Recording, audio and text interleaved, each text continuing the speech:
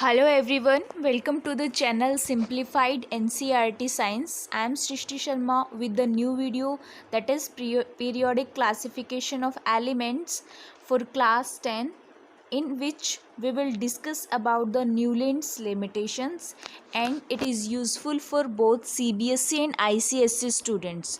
So let's start. First of all, we will discuss Newland's limitations. In the previous lecture, we have discussed the Newland's law.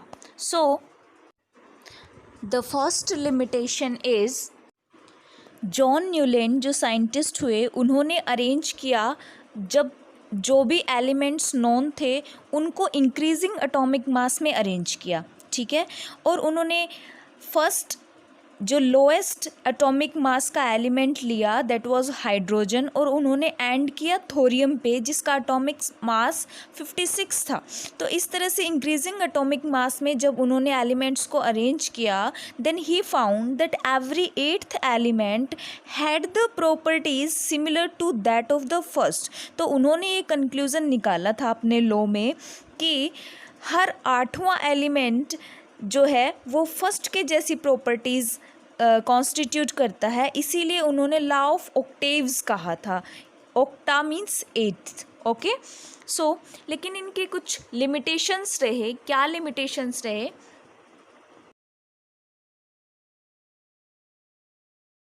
सबसे पहला limitation था कि उन्होंने assume किया कि भाई आज तक जो 56 एलिमेंट डिस्कवर हो चुके हैं सिर्फ वही रहेंगे, ठीक है, और नियरर फ्यूचर में कोई न्यू एलिमेंट डिस्कवर नहीं होगा। But later on several new elements were discovered, ठीक है, और उनकी जो प्रॉपर्टीज़ थी वो भी डिफ़र कर रही थी एक दूसरे से, और वो सब एक जैसी प्रॉपर्टीज़ को कॉन्स्टिट्यूट नहीं कर रहे थे और ना ही वो लॉ ऑफ ऑक्टेव्स में फिट बैठ रहे थे। तो ये इनका सबसे मेन ड्रॉबैक रहा कि इन्होंने जो नॉन एलिमेंट्स थे वहीं तक सोचा, इन्होंने ये नहीं माइंड लगाया कि नियर फ्यूचर में more elements can be discovered. Second limitation Newlands law का ये रहा कि इन्होंने एलिमेंट्स को लॉ ऑफ ऑक्टेव्स के फॉर्म में फिट करने के लिए जो अनलाइक एलिमेंट्स थे उनको तो सेम नोट में रख दिया, और जो लाइक एलिमेंट्स यानी कि जिनकी प्रॉपर्टीज़ ऑलमोस्ट सिमिलर थी उन एलिमेंट्स को अलग कर दिया। जैसे अगर हम टेबल देखें, जो हमने न्यूलैंड्स लॉ ऑफ ऑक्टेव की जो टेबल ली थी उसमें देखते हैं, यहाँ देखो जो कोबाल्ट और निकल हैं, ठीक है, कोबाल्ट और nickel are placed in the same slot, एक ही स्लॉट में रखा है इन्होंने, और these are placed in the same column as fluorine, chlorine, bromine, which have very different properties than these elements। जो फ्लोरीन, क्लोरीन, ब्रोमीन है ये तो हैलोजन कंपाउंड्स हैं, ठीक है, इनकी प्रॉपर्टीज़ कोबाल्ट और निकल जो कि एक मेटल है उनसे बिल्कुल डिफ़र करती हैं, लेकिन इन्होंने क्या किया, सेम कॉलम में रख दिया इनको। You can C cobalt and निकल लिखा हुआ है, उससे जस्ट ऊपर ये फ्लोरीन, क्लोरीन लिखा है। सेम कॉलम में रखने का मतलब है इनकी प्रॉपर्टीज सिमिलर हैं, लेकिन ऐसा नहीं है। इन्होंने ऐसा सिर्फ अपने न्यूलैंड लॉ ऑफ ऑक्टेव को इम्प्लीफाई करने के लिए ऐसा किया कि इन्होंने सेम स्लॉट में रख दिया दोनों को। So you can see cobalt and nickel are in the same slot with the fluorine, chlorine and bromine. Fourth point क्या था कि iron which possess the similar properties as cobalt and nickel, क्योंकि iron भी एक metal है और cobalt and निकल भी मेटल है। आयरन जो कोबाल्ट और निकल जैसी प्रॉपर्टीज पोसेस करता था उसको इन्होंने डिफरेंट स्लॉट में रख दिया। यू कैन सी आयरन है यहाँ पर, इसको कोबाल्ट एंड निकल से अलग रखा गया है, ठीक है। This was the fourth limitation, ठीक है।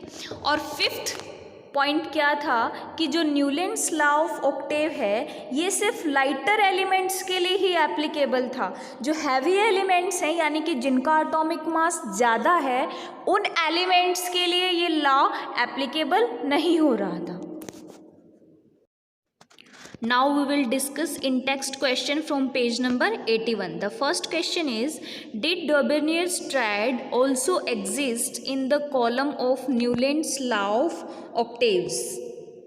जो डॉबर्नियर्स ट्रायड हमने पढ़ा था, क्या वो न्यूलैंड्स ऑक्टेव्स के कॉलम में एग्जिस्ट करता है? सबसे पहली बात तो ट्रायड था क्या? फॉर एग्जांपल जो पहला ट्रायड हमने लिया था लिथियम, पोटेशियम एंड सोडियम। अब हम उसको ढूंढते हैं।